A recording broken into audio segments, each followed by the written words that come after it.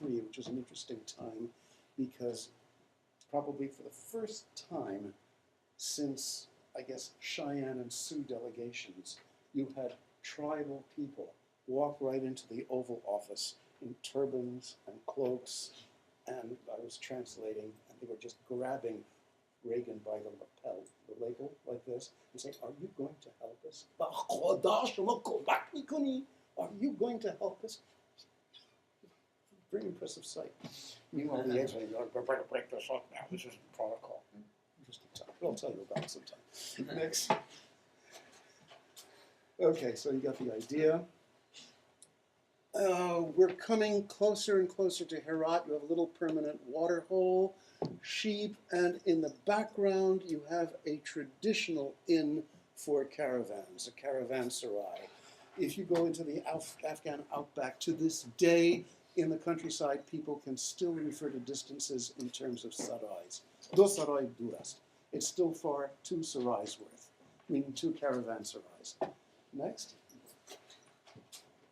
Okay, traditional caravanserai still being used in the 1970s. This is really just before the Soviet invasion.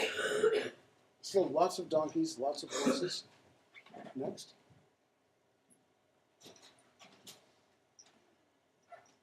Pashtun nomads? No, they're not Pashtun. These are Tajiks from the Herat area, and they're women folk, consider themselves middle class, so they wear the full chaudhri, as it's called. Pakistanis and Arabs call it the burqa. Next. Okay, this is typically Pashtun. If you look very carefully, you will see these kinds of tents, which look like the Arabian black goat hair tent, of that shape. And I think in the next picture, now that's Pashtun again.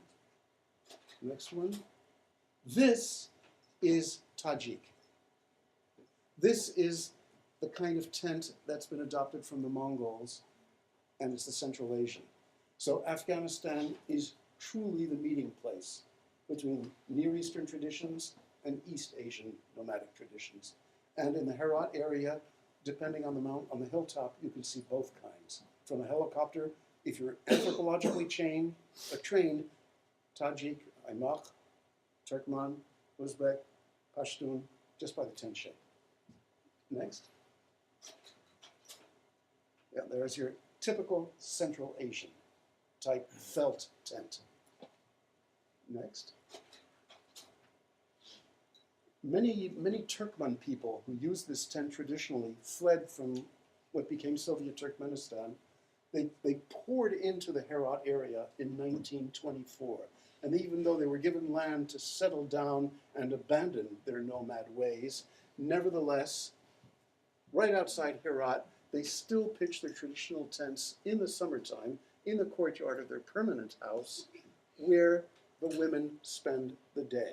It's very dark in these houses, so it's much more pleasant to be in the tent in the daytime, especially since they have work to do, which is especially weaving those wonderful carpets.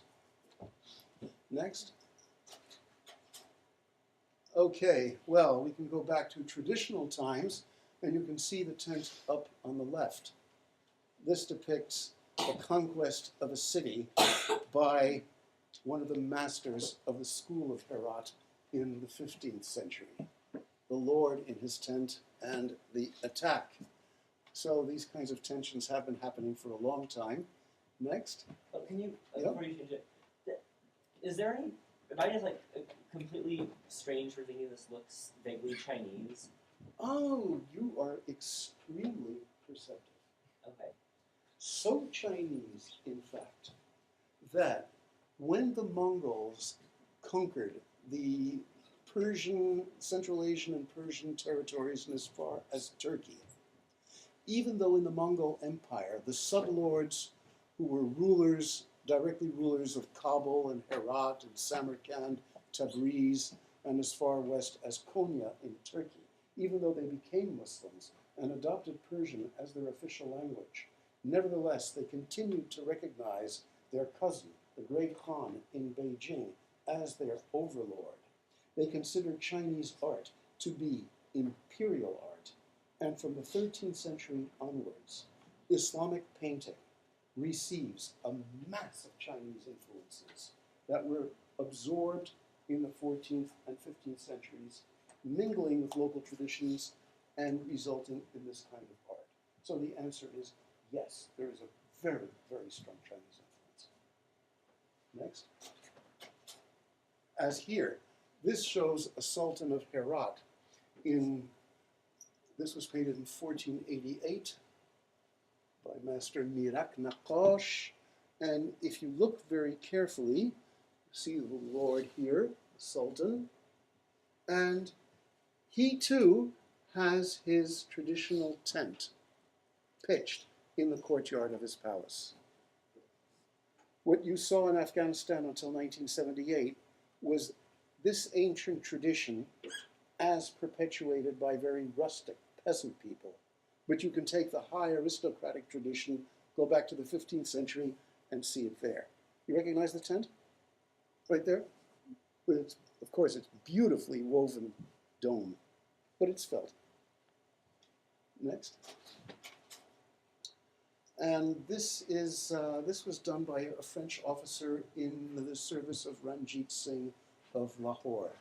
It's one of our first representations of a Pashtun horseman, Cavalier Afghan. This was done in about 1810.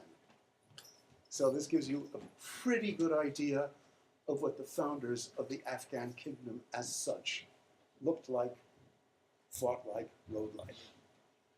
Next.